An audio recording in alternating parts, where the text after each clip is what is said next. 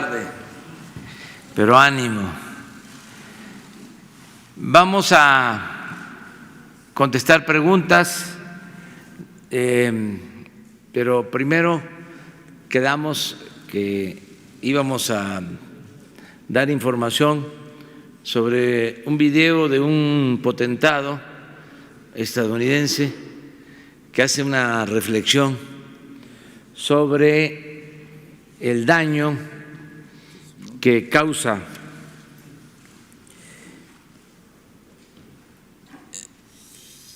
la desigualdad, el que no haya conciencia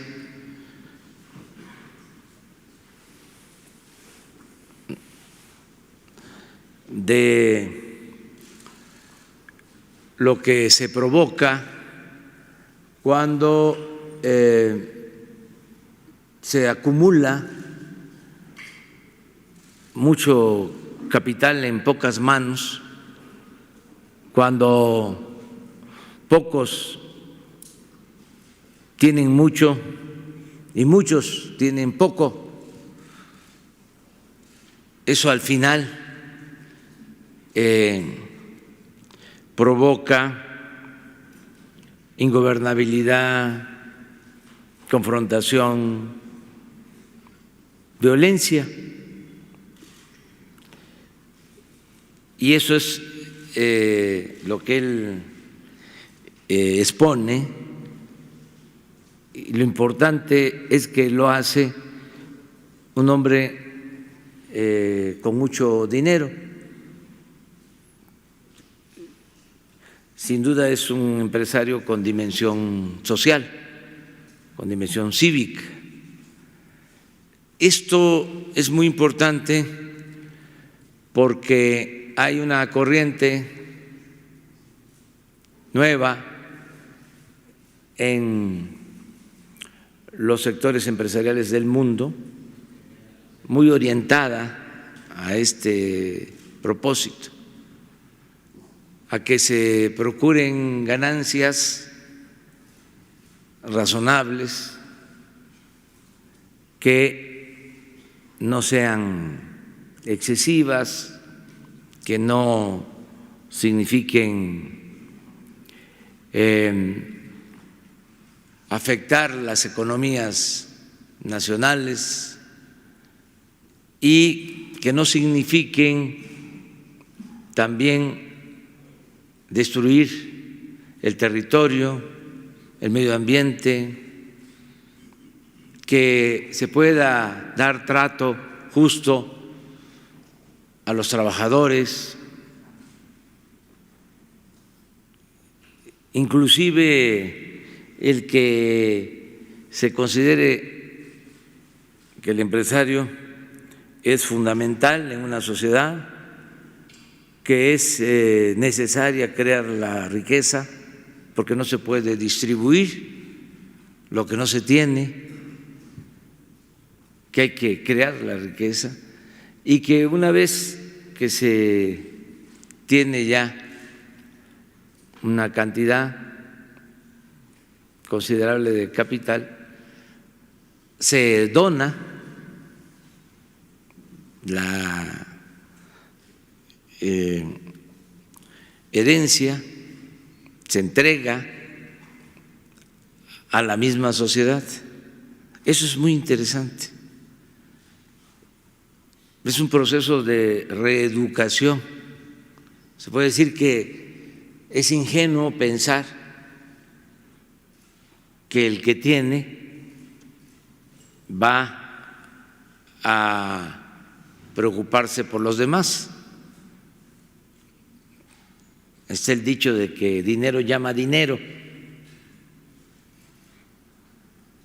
que es muy difícil que la gente se desprenda de las ambiciones materiales, pero sucede, y este es un buen ejemplo, además con una lógica que está probada. Cuando se acumula mucho capital en unas cuantas manos y se abandona a la población, y hay mucha pobreza, siempre hay confrontación. Ese es un modelo fallido. Eso fue lo que pasó en el Porfiriato. Por eso la revolución. Y eso es lo que sucedió ahora, después de 36 años de política neoliberal. La gente dijo basta, porque se dedicaron nada más a saquear, a robar, se acumuló mucha riqueza en unas cuantas manos y se abandonó al pueblo. Afortunadamente, el cambio en México se ha llevado a cabo de manera pacífica, sin violencia, con gobernabilidad, y así vamos a continuar. Pero a ver si no tienes un fragmento.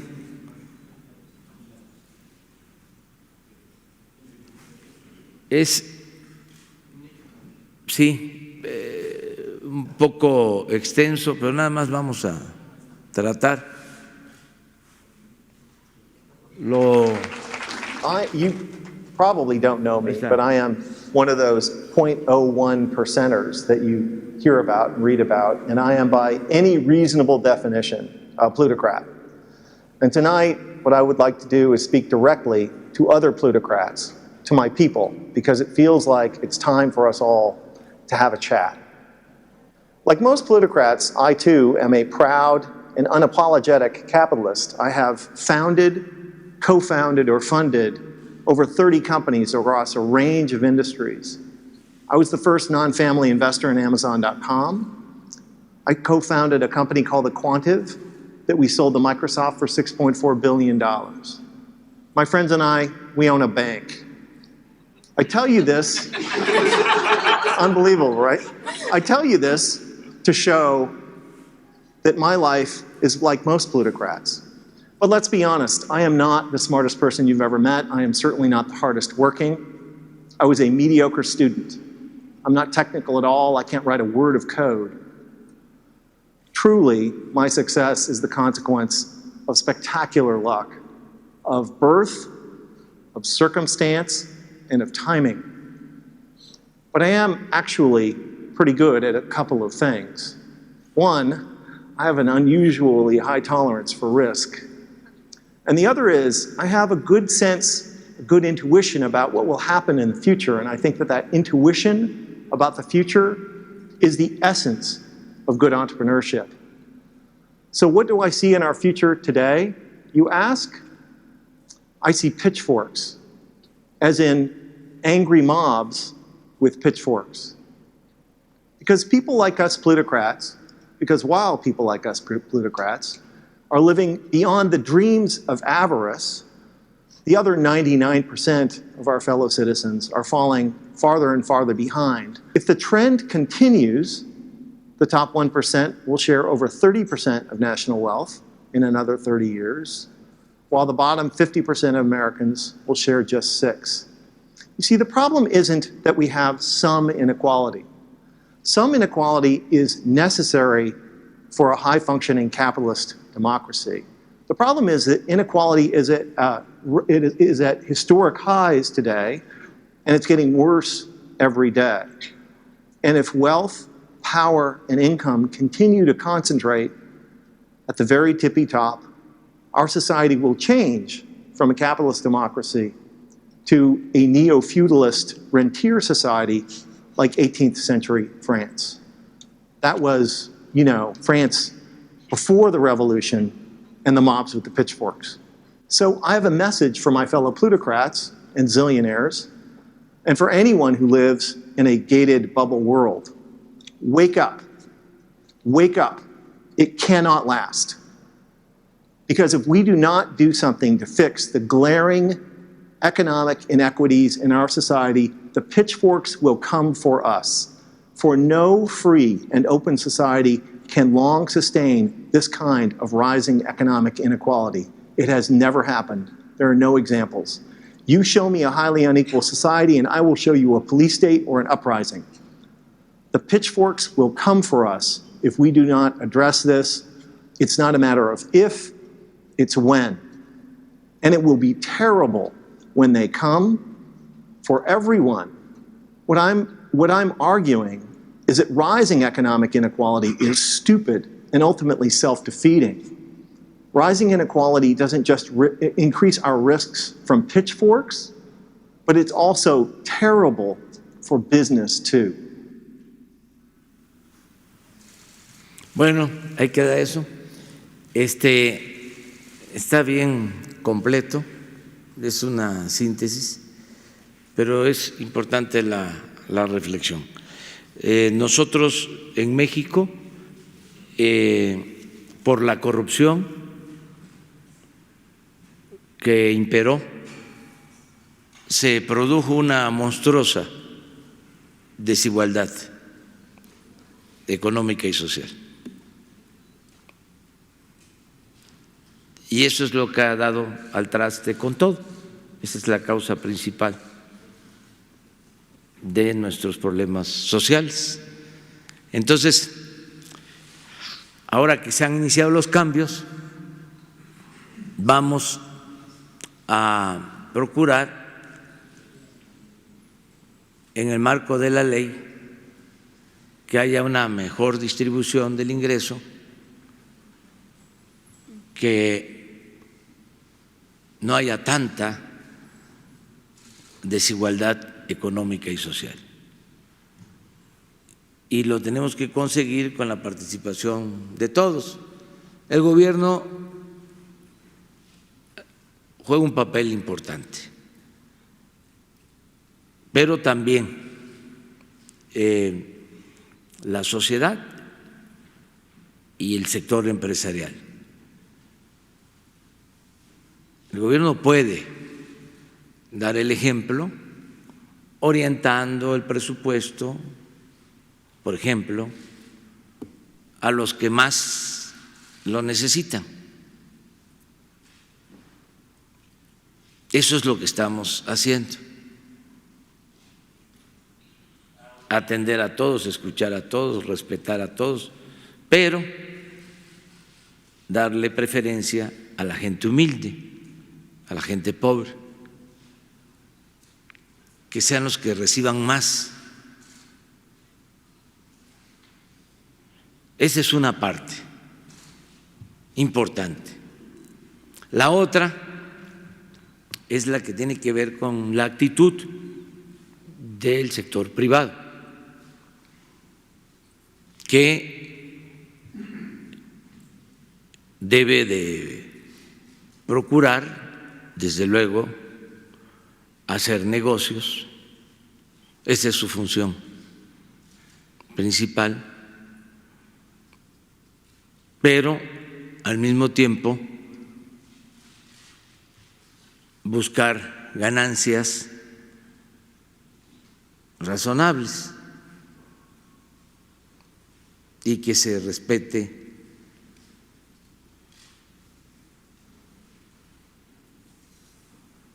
el marco legal, que se paguen los impuestos. Todo eso ayuda mucho. Y la sociedad en su conjunto, que todos contribuyamos para denunciar la corrupción, no ser agente de la corrupción y ser responsables, como lo son, y hay que reconocerlo, la mayoría de los trabajadores de México, que cumplen, trabajan, reciben hasta pocos salarios y gracias a ellos el país sale adelante. Entonces, este es un tema interesante a tratar, porque luego nos quedamos nada más en los efectos y no analizamos las causas,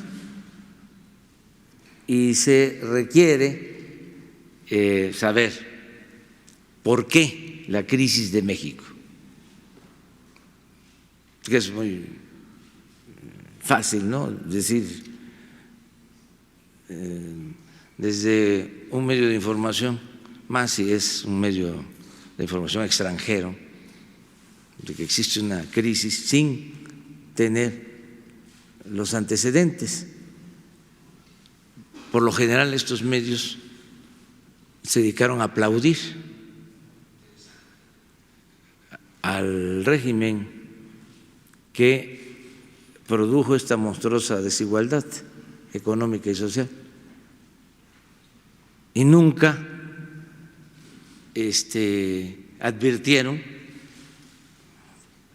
que se iba a producir una descomposición social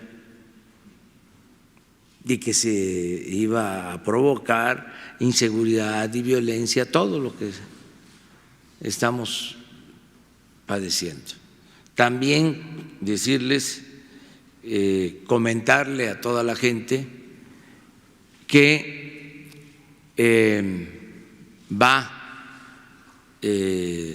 aplicándose el plan de transformación a pesar de todos los obstáculos, de todos los problemas que tenemos que enfrentar. Seguimos avanzando y reafirmo que se ha logrado mucho en poco tiempo. Yo podría decir que ya están las bases de la transformación, pero todavía falta terminar la obra. Por eso estoy planteando que nos va a llevar un año más y que entonces sí va a quedar terminada la obra de transformación en un año más. Y va a ser muy difícil, no me gusta la palabra reversible, usarla,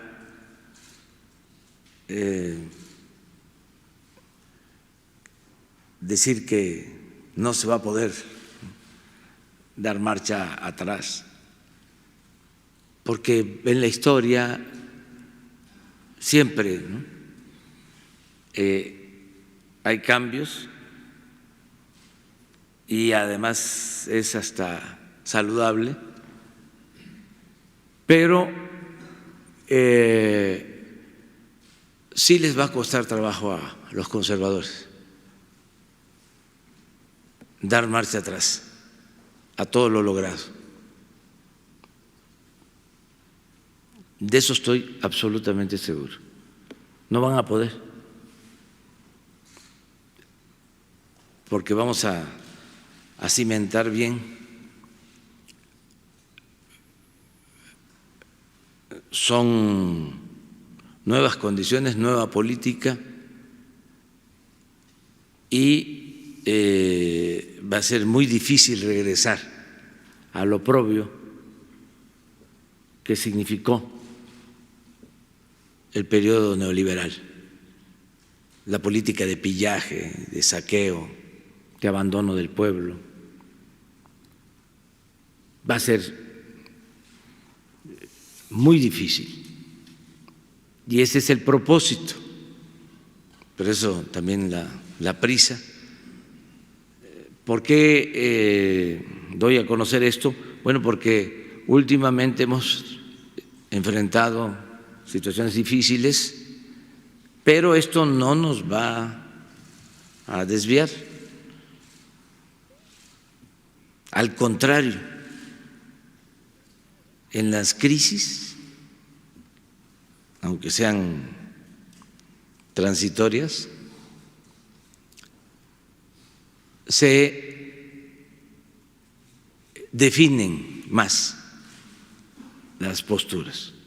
Por ejemplo, todo esto de la violencia de Culiacán hasta los lamentables hechos de la familia que es asesinada, despertó, alentó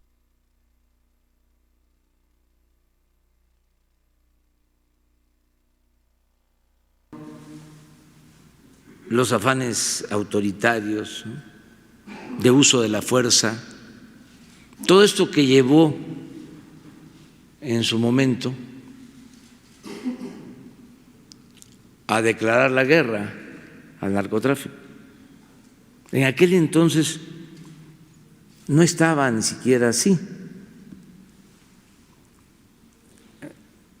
No se tenía un diagnóstico de lo que estaba sucediendo. Fue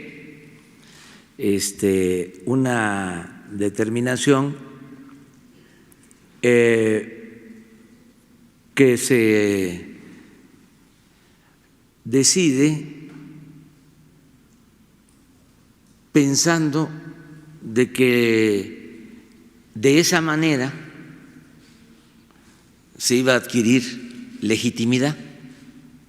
Acababa de pasar la elección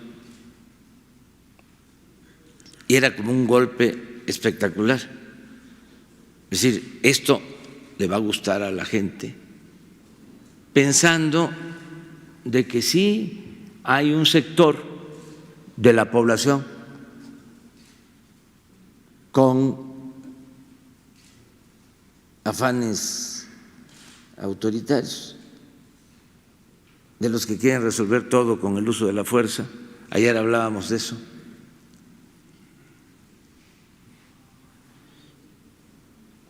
Y resultó pues un fracaso el tomar esa decisión.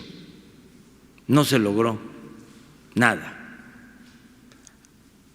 Como fracasa esa estrategia, porque ni modo que digan que no fracasó.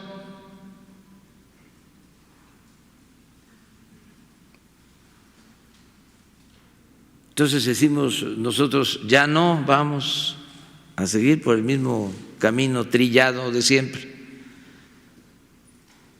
En sus propios términos hablamos de un nuevo paradigma para enfrentar el problema de la inseguridad y de la violencia, que tiene como sustento atender las causas que originan la inseguridad y la violencia, es decir, el que haya bienestar. Empezamos, como existen pues las inercias, y no solo eso, los grupos de la delincuencia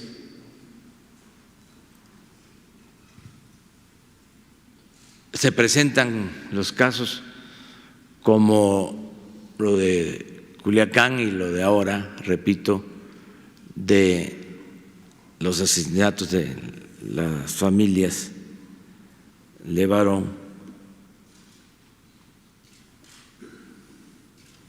brota de nuevo, ¿no?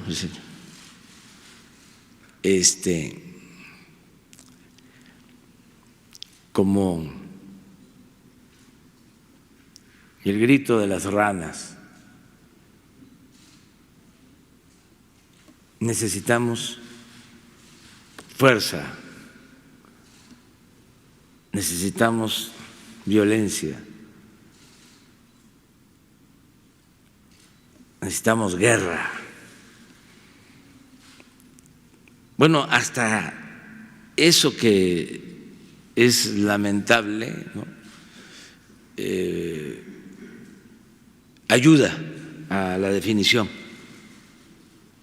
porque se vivía en una especie de enajenación. Ustedes pueden ver que nunca en el periodo neoliberal se habló de atender las causas que originaban la inseguridad y la violencia. Nunca. Lo pueden ver en el discurso. Todo era resolverlo con medidas coercitivas, resolver el problema con leyes más severas, con cárceles, con mano dura, enfrentar la violencia con la violencia. Y los personajes más siniestros manejaban el tema de la seguridad con esa concepción. Entonces, ahora, pues se presenta esta situación lamentable y vuelven, ¿no? Una gran lanzada. En conclusión, nosotros no vamos a cambiar la estrategia, nosotros vamos a seguir atendiendo las causas que originan la inseguridad y la violencia.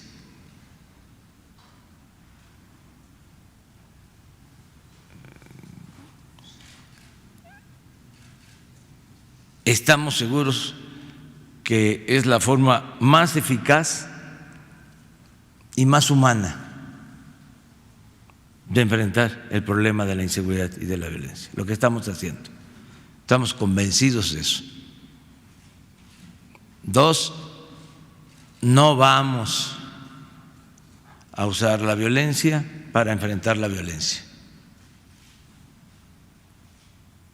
Estamos absolutamente convencidos que la paz y la tranquilidad son frutos de la justicia.